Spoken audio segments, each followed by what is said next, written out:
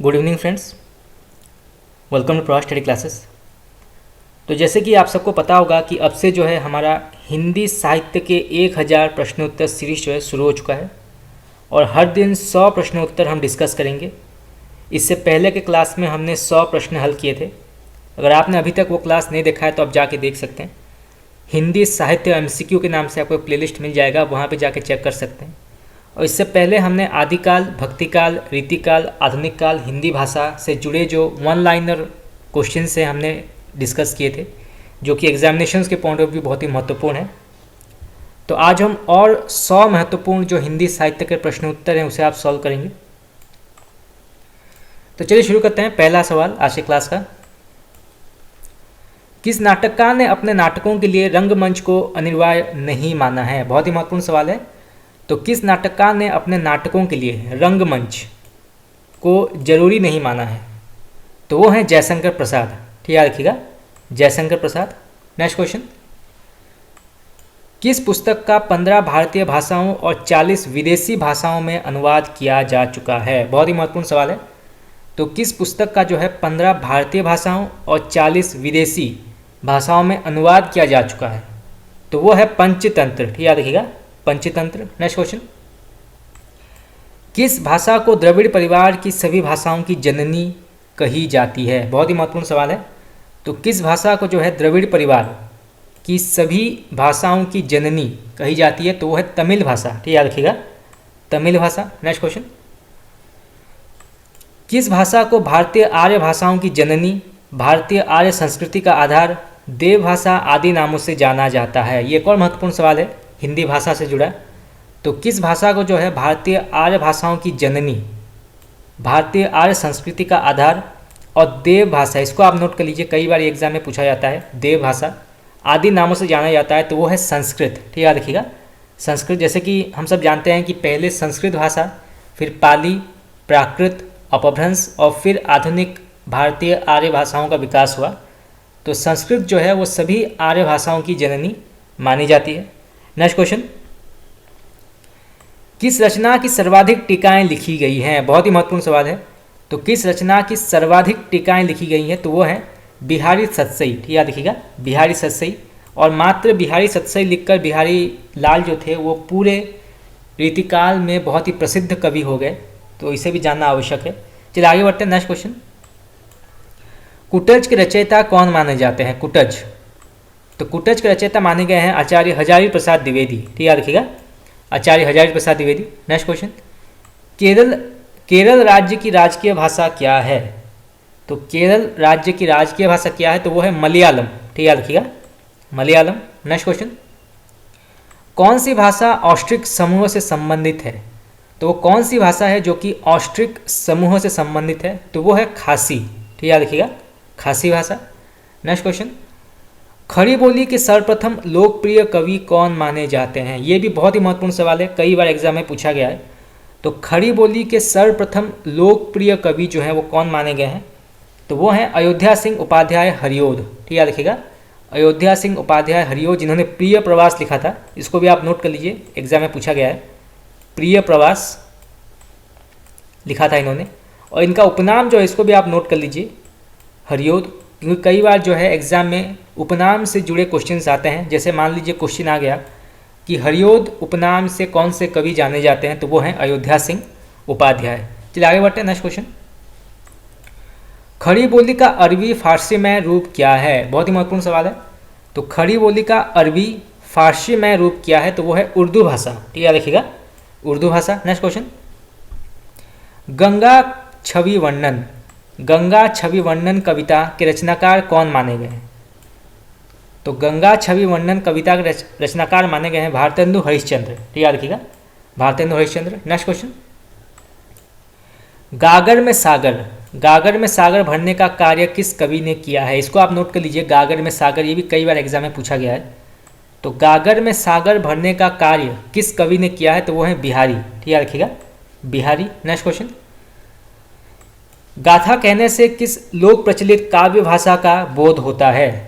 तो गाथा कहने से किस लोक प्रचलित काव्य भाषा का बोध होता है? तो वो है प्राकृत। ठीक है, रखिएगा, प्राकृत। नेक्स्ट क्वेश्चन, गोदान किसकी कृति मानी गई है? तो ये मानी गई है मुंशी प्रेमचंद की। और आप सब जानते हैं कि जो गोदान है वो कृषक जीवन का महाकाव्य है और हिंदी साहित्य का एक बहुत ही प्रसिद्ध और सर्वश्रेष्ठ कृति मानी गई है गोदान उपन्यास। तो इसको जो है जानना आवश्यक है।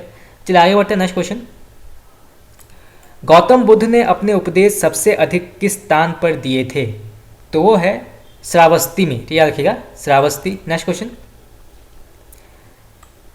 चंद्रवरदाई किसके दरबारी कवि थे? बहुत ही महत्वपूर्ण सवाल है, आदिकाल से जुड़ा। तो चंद्रवरदाई किसके दरबारी कवि थे? तो वो थे पृथ्वीराज चौहान की, ठीक याद रखिएगा, पृथ्वीराज चौहान। और पृथ्वीराज चौहान चंद्रवरदाई जो थे वो मित्र थे, एक दूसरे के मित्र थे। और पृथ्वीराज चौहान पर पृथ्वीराज रासो लिखा गया था चंद्रवरदाई के द्वारा। चलिए आगे बढ़ते हैं। चंदन विष व्याप्त नाही लिपटे रहत भुजंग।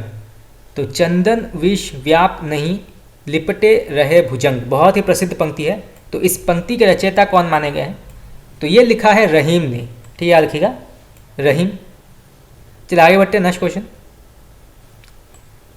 चांद का मुंह टेढ़ा है, चांद का मुंह टेढ़ा है काव्य के रचयिता कौन है? बहुत ही प्रसिद्ध काव्य है ये और कई बार एग्जाम में पूछा गया है। तो इसके रचयिता हैं गजानन माधव मुक्तिबोध, ठीक याद रखिएगा, चांद का मुंह टेढ़ा है के रचयिता हैं मुक्तिबोध जी। तो इसको भी आप नोट कर लीजिए, कई बार एग्जाम में पूछा गया है सवाल। चलिए आगे बढ़ते हैं। नेक्स्ट क्वेश्चन, चारु शब्द की शुद्ध भावात्मक संज्ञा क्या है? तो वो है चारुता, ठीक याद रखिएगा, चारुता। नेक्स्ट क्वेश्चन, चिंतामणि के रचयिता कौन है? चिंतामणि बहुत ही महत्वपूर्ण सवाल है, कई बार एग्जाम में पूछा गया है। तो चिंतामणि के रचयिता हैं आचार्य रामचंद्र शुक्ल, ठीक याद रखिएगा, आचार्य रामचंद्र शुक्ल। नेक्स्ट क्वेश्चन, चीनी यात्री हैंसांग सर्वप्रथम किस भारतीय राज्य पहुंचे थे?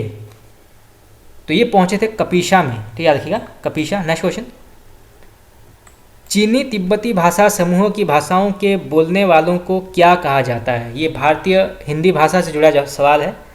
तो चीनी तिब्बती भाषा समूह की भाषाओं के बोलने वालों को क्या कहा जाता है? तो वो है निषाद, ठीक याद रखिएगा, निषाद कहा जाता है।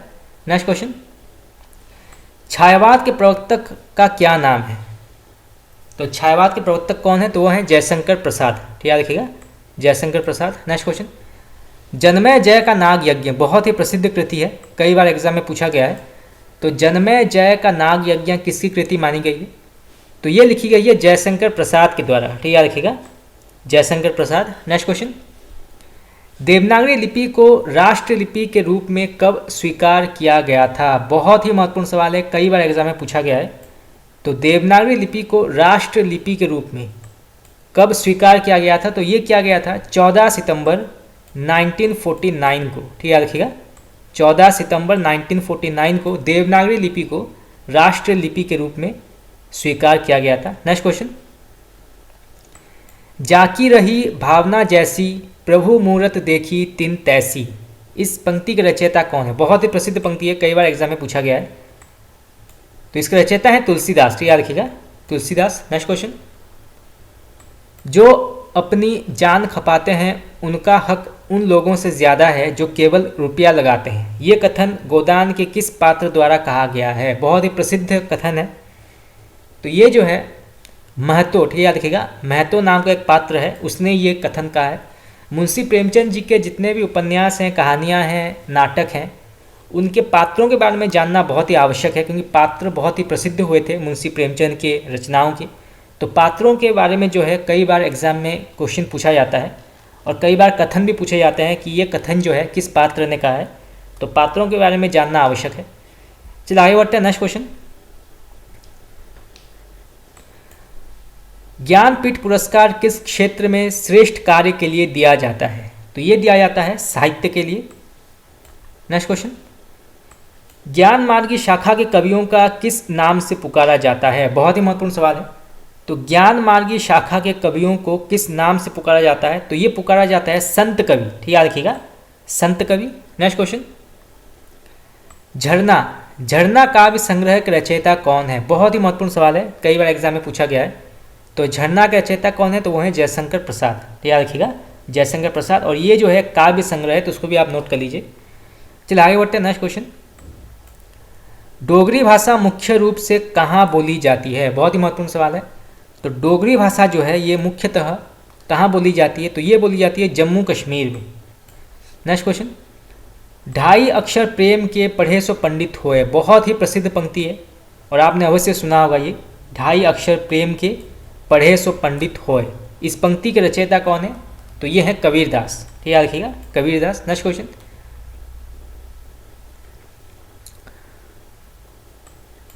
तरनी तनुजा तट तमाल तरुवर बहु छाए, इस पंक्ति के रचयिता कौन है? तरनी तनुजा तट तमाल तरुवर बहु छाए, तो इस पंक्ति के रचयिता है भारतेंदु हरिश्चंद्र। चलिए आगे बढ़ते हैं। नेक्स्ट क्वेश्चन, तरुवर फल नहीं खात है सरवर पियही न पान, इस पंक्ति के रचयिता कौन है?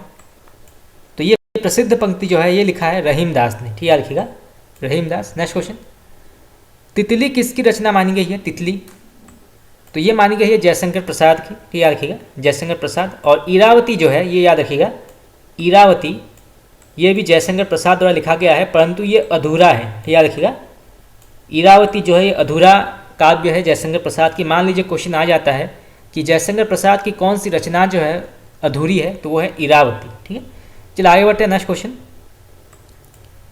तुलसीदास का वो ग्रंथ कौन सा है जिसमें ज्योतिष का वर्णन किया गया है? बहुत ही महत्वपूर्ण सवाल है। तो तुलसीदास का वो कौन सा ग्रंथ है जिसमें ज्योतिष का वर्णन किया गया है? तो वो है रामाज्ञ प्रश्नावली। ठीक याद रखिएगा, रामाज्ञ प्रश्नावली। नेक्स्ट क्वेश्चन, तुलसीदास ने अपनी रचनाओं में किसका वर्णन किया है? बहुत ही महत्वपूर्ण सवाल है। तो तुलसीदास ने अपनी रचनाओं में किसका वर्णन किया है? तो वो है राम का। नेक्स्ट क्वेश्चन, तोड़ती पत्थर कविता के कवि कौन है? बहुत ही प्रसिद्ध ये कविता है और कई बार एग्जाम में पूछा गया है तोड़ती पत्थर। तो तोड़ती पत्थर कविता के कवि हैं सूर्यकांत त्रिपाठी निराला। निराला इनका उपनाम है, तो इसको आप नोट कर लीजिए, एग्जाम में पूछा जा सकता है। नेक्स्ट क्वेश्चन, त्यागपत्र उपन्यास किसकी रचना मानी गई है? त्यागपत्र, तो ये लिखी गई है जैनेन्द्र कुमार के द्वारा। ठीक याद रखिएगा, जैनेन्द्र कुमार। नेक्स्ट क्वेश्चन, दरवाजे से चंडालगढ़ी की तरफ नजर दौड़ाने पर एक अद्भुत दृश्य दिखाई देता था, इस पंक्ति के रचनाकार कौन है? बहुत ही प्रसिद्ध पंक्ति है, कई बार एग्जाम में पूछा गया है। तो ये लिखा है राहुल सांस्कृतायन। ठीक याद रखिएगा, राहुल सांस्कृतायन। नेक्स्ट क्वेश्चन, रामचरितमानस में प्रधान रस के रूप में किस रस को मान्यता मिली है? बहुत ही महत्वपूर्ण सवाल है ये। तो रामचरितमानस में प्रधान रस के रूप में किस रस को मान्यता मिली है? तो वो है भक्ति रस। ठीक याद रखिएगा, भक्ति रस। नेक्स्ट क्वेश्चन, दुख ही जीवन की कथा रही, क्या कहूँ आज जो नहीं कही, इस पंक्तियों के रचयिता कौन माने गए हैं? बहुत ही प्रसिद्ध पंक्ति है, कई बार एग्जाम में पूछा गया है। तो दुख ही जीवन की कथा रही, क्या कहूँ आज जो नहीं कही, तो इस पंक्ति के रचयिता हैं सूर्यकांत त्रिपाठी निराला। ठीक याद रखिएगा, सूर्यकांत त्रिपाठी निराला। नेक्स्ट क्वेश्चन,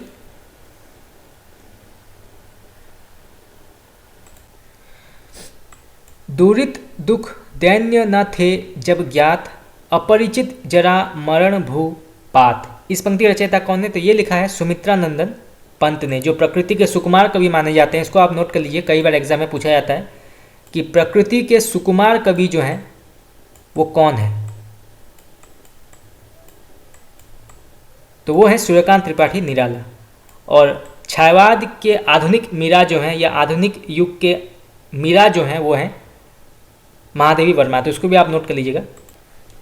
चलिए आगे बढ़ते हैं। नेक्स्ट क्वेश्चन, देवताओं की लिपि किसे कहा जाता है? बहुत ही महत्वपूर्ण सवाल है। तो देवताओं की लिपि जो है किसे कहा जाता है? तो वह देवनागरी लिपि। ठीक याद रखिएगा, देवनागरी लिपि को जो है देवताओं की लिपि कहा जाता है। नेक्स्ट क्वेश्चन, देवनागरी लिपि का विकास किस लिपि से हुआ है? तो देवनागरी का विकास जो है ये ब्राह्मी लिपि से हुआ। ठीक याद रखिएगा, ब्राह्मी लिपि, इसको आप नोट कर लीजिए, एग्जाम में कई बार पूछा गया है। नेक्स्ट क्वेश्चन, जब जब होए धर्म की हानि, बाढ़े असुर अधम अभिमानी, इस पंक्ति के रचयिता कौन है? तो ये लिखा है तुलसीदास ने। ठीक याद रखिएगा, तुलसीदास। नेक्स्ट क्वेश्चन, देश का पहला राष्ट्रीय हिंदी संग्रहालय कहाँ स्थापित किया गया है? बहुत ही महत्वपूर्ण सवाल है। तो देश का पहला राष्ट्रीय हिंदी संग्रहालय कहाँ पर स्थित किया गया है? तो ये किया गया है आगरा में। ठीक याद रखिएगा, आगरा। नेक्स्ट क्वेश्चन, देश में एकमात्र किस राज्य में राजभाषा अंग्रेजी है? बहुत ही महत्वपूर्ण सवाल है। तो देश में एकमात्र किस राज्य की राजभाषा जो है वो अंग्रेजी है? तो वो है नागालैंड। ठीक है, याद रखिएगा, नागालैंड। नेक्स्ट क्वेश्चन, दोहा कोश के रचयिता कौन है? तो इसके रचयिता हैं सरहपा। ठीक है, याद रखिएगा, सरहपा। नेक्स्ट क्वेश्चन, द्रविड़ भाषाओं में सर्वाधिक बोली जाने वाली भाषा कौन सी मानी गई है? बहुत ही महत्वपूर्ण सवाल है। तो द्रविड़ भाषाओं में सर्वाधिक बोली जाने वाली भाषा कौन सी है? तो वो है तेलुगु। ठीक है, याद रखिएगा, तेलुगु। नेक्स्ट क्वेश्चन, द्विवेदी युग का नामकरण किसके नाम पर हुआ था? बहुत ही महत्वपूर्ण सवाल है। तो द्विवेदी युग का नामकरण जो है वो किसके नाम से हुआ था? तो वो है महावीर प्रसाद द्विवेदी के नाम से। जैसे कि आप सब जानते हैं कि महावीर प्रसाद द्विवेदी जो थे वो सरस्वती पत्रिका के संपादक थे और उन्होंने कई उपन्यासकारों और लेखकों के रचनाएं जो हैं वो सरस्वती पत्रिका में प्रकाशित किए थे। और खड़ी बोली का असल विकास जो है वो द्विवेदी युग में ही हुआ था, इसलिए द्विवेदी युग जो है वो हिंदी साहित्य का एक महत्वपूर्ण युग हम कह सकते हैं। चलिए आगे बढ़ते हैं। नेक्स्ट क्वेश्चन, ध्रुव स्वामिनी नाटक के रचयिता कौन माने गए हैं? बहुत ही महत्वपूर्ण सवाल है। तो ध्रुव स्वामिनी नाटक के रचयिता हैं जयशंकर प्रसाद। ठीक है, चलिए आगे बढ़ते हैं। नेक्स्ट क्वेश्चन, नमक का दारोगा कहानी के लेखक कौन है? तो इसके लेखक है प्रेमचंद। ठीक है, रखिएगा, प्रेमचंद। नेक्स्ट क्वेश्चन,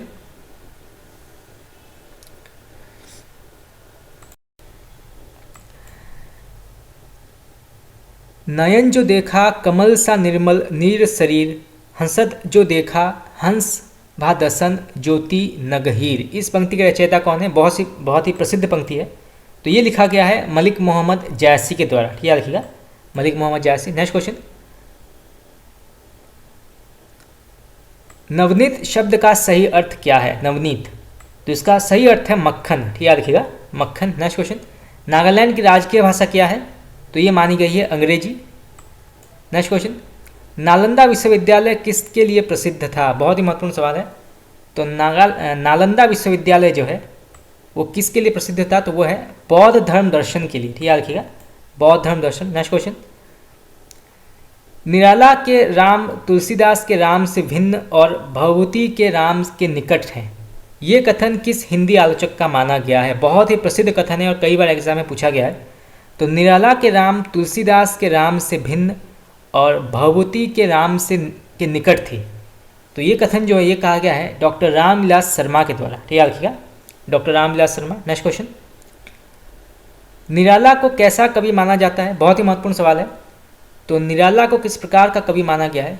तो उनको क्रांतिकारी कवि के तौर पर माना जाता है। ठीक है, रखिएगा, क्रांतिकारी कवि के तौर पर माना गया है। और इनको छायावाद का शिव भी कहा जाता है। ठीक है, रखिएगा, छायावाद के शिव भी जो हैं वो निराला जी को कहा जाता है। तो इसे भी जानना आवश्यक है। मान लीजिए क्वेश्चन आ गया कि छायावाद के शिव कौन है? तो वो हैं सूर्यकांत त्रिपाठी, निराला। नेक्स्ट क्वेश्चन, निर्गुण भक्ति काव्य का प्रमुख कवि कौन माना गया है? बहुत ही महत्वपूर्ण सवाल है। तो निर्गुण भक्ति काव्य का प्रमुख कवि जो है वो है कबीरदास। ठीक है, याद रखिएगा, कबीरदास। इनकी भाषा जो है वो है सद्धू कड़ी। ठीक है, इसको भी आप नोट कर लीजिए, सद्धू कड़ी जो है इनकी भाषा मानी गई है। और साथ ही साथ इसकी भाषा को जो है पंचमेल खिचड़ी भी कहा जाता है। ठीक है, याद रखिएगा, कबीरदास की भाषा को जो है पंचमेल खिचड़ी भी कहा जाता है। तो दोनों नाम आप याद कर लीजिए। मान लीजिए क्वेश्चन आ गया कि किसकी भाषा को जो है पंचमेल खिचड़ी कहा गया है? तो वो है कबीरदास। या किसकी भाषा को जो है सद्धू कड़ी कहा गया है? तो वो है कबीरदास की भाषा को सद्धू कड़ी कहा गया है। चलिए आगे बढ़ते हैं। नेक्स्ट क्वेश्चन, निशा निमंत्रण के रचनाकार कौन माने गए हैं? बहुत ही महत्वपूर्ण सवाल है। तो निशा निमंत्रण के रचनाकार जो हैं वो माने गए हैं हरिवंश राय बच्चन। ठीक है, याद रखिएगा, हरिवंश राय बच्चन। नेक्स्ट क्वेश्चन, पंच परमेश्वर कहानी के लेखक कौन है? पंच परमेश्वर, तो ये लिखा है मुंशी प्रेमचंद। ठीक है, याद रखिएगा, मुंशी प्रेमचंद। नेक्स्ट क्वेश्चन, पंचवटी कौन सा समास है? पंचवटी कौन सा समास माना गया है? तो ये जो है द्विगु समास माना गया है। ठीक है, याद रखिएगा, द्विगु समास। नेक्स्ट क्वेश्चन, पद्मावत किसकी रचना है? पद्मावत, तो ये मानी गई है मलिक मोहम्मद जायसी की। ठीक है, याद रखिएगा, मलिक मोहम्मद जायसी। नेक्स्ट क्वेश्चन, परहित सरिस धर्म नहीं भाई, पर पीड़ा सम नहीं अधमाई। इस पंक्ति के रचयिता कौन है? बहुत ही प्रसिद्ध पंक्ति है, कई बार एग्जाम में पूछा गया है ये। तो ये लिखा है तुलसीदास ने। ठीक है, याद रखिएगा, तुलसीदास। नेक्स्ट क्वेश्चन, पल्लव के रचयिता कौन है? पल्लव के रचयिता तो ये माने गए हैं सुमित्रा नंदन पंत, जिनको हम पहले पढ़ चुके हैं कि वो प्रकृति के सुकुमार कवि माने जाते हैं, और महादेवी वर्मा को आधुनिक युग की मीरा कहा जाता है। तो ये दोनों जो उपनाम है आप नोट कर लीजिए, कई बार एग्जाम में पूछा जाता है। चलिए आगे बढ़ते हैं। नेक्स्ट क्वेश्चन, पवित्रता की माप है मलिनता, सुख का आलोचक है दुख, पुण्य की कसौटी है पाप। ये कथन स्कंदगुप्त नाटक के किस पात्र का है? बहुत ही महत्वपूर्ण कथन है, और कथन से जुड़े सवाल भी कई बार एग्जाम में पूछे जाते हैं। तो ये कहा है देवसेना ने, ठीक याद रखिएगा, देवसेना नामक एक पात्र है स्कंदगुप्त नाटक में। तो ये कथन जो है उसने कहा है, तो ये आप नोट कर लीजिए, एग्जाम में पूछा जा सकता है। चलिए आगे बढ़ते हैं। नेक्स्ट क्वेश्चन, पुराणों में अशोक को क्या कहा गया है? तो पुराणों में अशोक को क्या कहा गया है? तो ये कहा गया है अशोक वर्धन, याद रखिएगा, अशोक वर्धन। नेक्स्ट क्वेश्चन, पूस की रात कहानी के रचनाकार कौन है? पूस की रात कहानी के रचनाकार है प्रेमचंद, ठीक याद रखिएगा, प्रेमचंद। नेक्स्ट क्वेश्चन, पृथ्वीराज रासो के रचनाकार कौन माने गए हैं? बहुत ही महत्वपूर्ण सवाल है, कई बार एग्जाम में पूछा जाता है। तो पृथ्वीराज रासो के रचनाकार कौन माने गए हैं? तो वो हैं चंद्रवरदाई, ठीक याद रखिएगा, चंद्रवरदाई ने पृथ्वीराज रासो लिखा था। पृथ्वीराज चौहान के ऊपर आधारित है पृथ्वीराज रासो, और पृथ्वीराज रासो को पूरा किया था जलहण ने, ठीक याद रखिएगा। ये भी कई बार एग्जाम में पूछा जाता है कि पृथ्वीराज रासो को पूर्ण किसने किया था या संपूर्ण किसने किया था? तो वो है जलहण ने किया था, ठीक याद रखिएगा, जलहण। नेक्स्ट क्वेश्चन, प्रेमचंद के अधूरे उपन्यास का नाम क्या है? बहुत ही महत्वपूर्ण सवाल है। तो प्रेमचंद का अधूरा उपन्यास कौन सा है? तो वो है मंगलसूत्र, ठीक याद रखिएगा, मंगलसूत्र नामक उपन्यास है जो कि प्रेमचंद ने अधूरा लिखा था। तो ये भी जानना आवश्यक है। जैसे कि जयशंकर प्रसाद का अधूरा रचना क्या है? तो वो है इरावती, हम पहले पढ़ चुके हैं। इरावती जो है वो जयशंकर प्रसाद ने अधूरा लिखा था। उसी प्रकार प्रेमचंद ने मंगलसूत्र नामक एक उपन्यास अधूरा लिखा था। तो ये भी जानना आवश्यक है, क्योंकि कई बार एग्जाम में जो है इसके रिलेटेड क्वेश्चन आता है। तो चलिए आगे बढ़ते हैं। नेक्स्ट क्वेश्चन, प्रकृति के सुकुमार कवि किसे कहा जाता है? देखिए वही सवाल आ गया, और बहुत ही महत्वपूर्ण सवाल है, बार बार क्वेश्चन आता है एग्जामिनेशंस में। तो प्रकृति के सुकुमार कवि जो है वो कौन कहे जाते हैं? तो वो है सुमित्रा नंदन पंत, ठीक याद रखिएगा, सुमित्रा नंदन पंत। नेक्स्ट क्वेश्चन, प्रगतिवाद उपयोगितावाद का दूसरा नाम है। बहुत ही प्रसिद्ध कथन है। तो प्रगतिवाद उपयोगितावाद का दूसरा नाम है। तो यहाँ पे प्रगतिवाद के संदर्भ में ये कथन कहा गया है। तो ये किसने कहा है? तो ये कहा है नंद दुलारे वाजपेयी ने, ठीक याद रखिएगा, नंद दुलारे वाजपेयी। नेक्स्ट क्वेश्चन, प्रथम सूफी प्रेमाख्यान काव्य के रचयिता कौन माने गए हैं? बहुत ही महत्वपूर्ण सवाल है। तो प्रथम सूफी प्रेमाख्यान काव्य के रचयिता कौन माने गए हैं? तो वो हैं मुल्ला दाऊद, ठीक याद रखिएगा, मुल्ला दाऊद। नेक्स्ट क्वेश्चन, प्रभात फेरी काव्य के रचनाकार कौन है? प्रभात फेरी, ये भी कई बार एग्जाम में पूछा गया है कि प्रभात फेरी के रचयिता कौन है? तो ये है नरेंद्र शर्मा, ठीक याद रखिएगा, नरेंद्र शर्मा। नेक्स्ट क्वेश्चन, प्रभु जी तुम चंदन हम पानी, जाकी अंग अंग बास समानी। प्रस्तुत पंक्तियों के रचयिता कौन है? बहुत ही महत्वपूर्ण सवाल है। तो प्रभु जी तुम चंदन हम पानी, आपने अवश्य ये कथन सुना होगा, जाकी अंग अंग बास समानी। तो इस पंक्ति के रचयिता हैं रैदास, ठीक याद रखिएगा, रैदास। नेक्स्ट क्वेश्चन,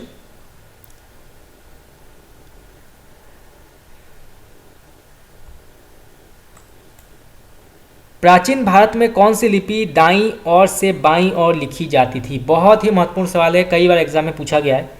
तो प्राचीन भारत की वो कौन सी लिपि है जो कि दाईं ओर से बाईं ओर लिखी जाती है? तो वो है खरोष्टी लिपि, ठीक याद रखिएगा, खरोष्टी लिपि वो लिपि है जो कि दाईं ओर से बाईं ओर लिखी जाती है। तो इसको आप नोट कर लीजिए, एग्जाम में पूछा जा सकता है। नेक्स्ट क्वेश्चन,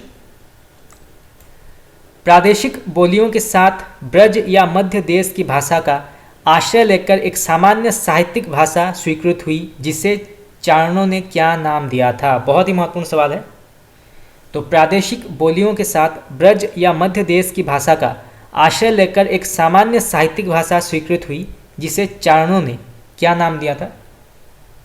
तो वो नाम दिया था पिंगल भाषा, ठीक याद रखिएगा, पिंगल भाषा नाम दिया था। जैसे कि हम पहले पढ़ चुके हैं कि आदिकाल को जो है संधि काल और चारण काल भी कहा जाता है।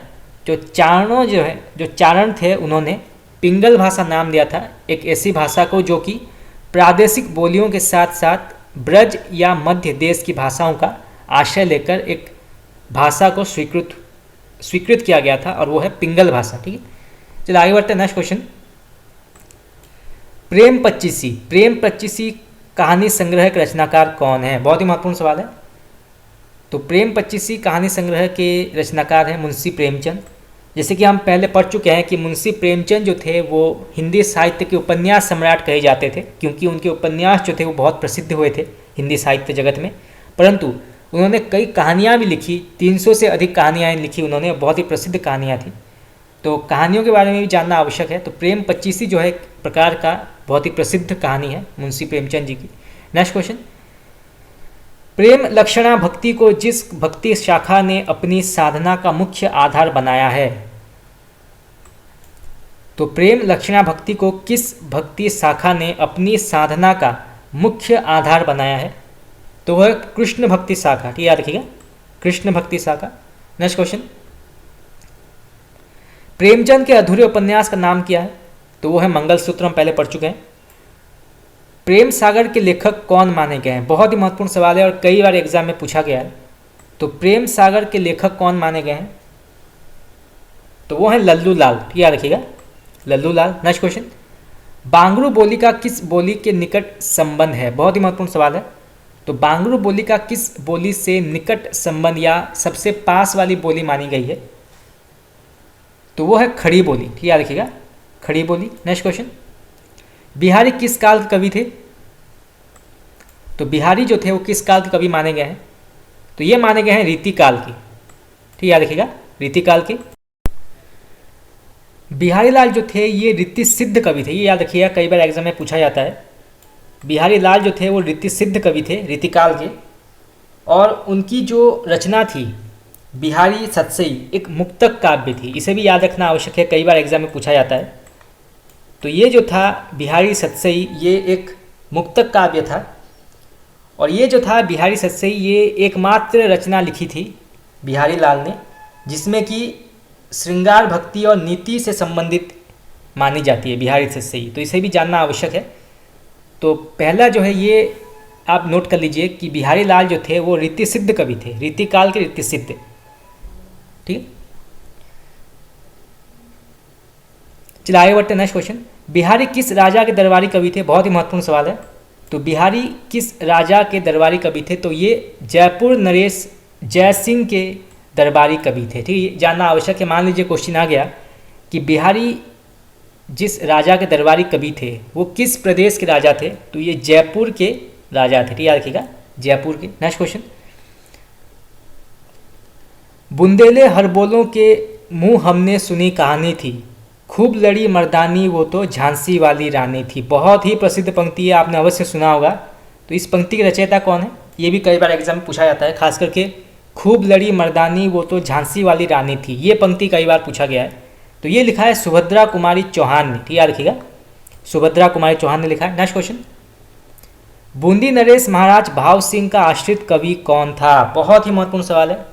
तो बूंदी नरेश महाराज भाव सिंह के आश्रित कवि कौन थे? तो वो थे मतीराम। ठीक, याद रखिएगा, मतीराम। मान लीजिए क्वेश्चन आ गया कि महाराज भाव सिंह जो थे वो किस प्रदेश के राजा थे? तो वो बूंदी के राजा थे, याद रखिएगा, बूंदी के। और ये मतीराम जो थे वो महाराज भाव सिंह के आश्रित कवि थे। तो किसी भी एंगल से जो है क्वेश्चन पूछा जा सकता है। तो फ्रेंड्स आज के लिए इतना ही। आज हमने और 100 महत्वपूर्ण जो क्वेश्चन आंसर से डिस्कस किए, और बाकी के जो 100 है जो हम कल डिस्कस करेंगे। तो ऐसे ही 100 करके हम जो महत्वपूर्ण जो हिंदी साहित्य क्वेश्चन आंसर है हम इसके पूरा डिस्कस कर देंगे, पार्ट वाइज हम डिस्कस करेंगे, और पूरे 1000 जो क्वेश्चन आंसर्स हैं उसे हम पूरा कवर कर देंगे। उसके बाद जो है हम हिंदी साहित्य के कुछ और महत्वपूर्ण MCQ जो हैं, MCQ हिंदी साहित्य के, उसको भी हम डिस्कस करेंगे। और उसके बाद पाश्चात्य और भारतीय काव्यशास्त्र भी पढ़ना बाकी है। तो आज के लिए इतना ही। आप लोगों को कैसा लगा क्लास, हम मुझे बता सकते हैं कमेंट करके। Thank you very much.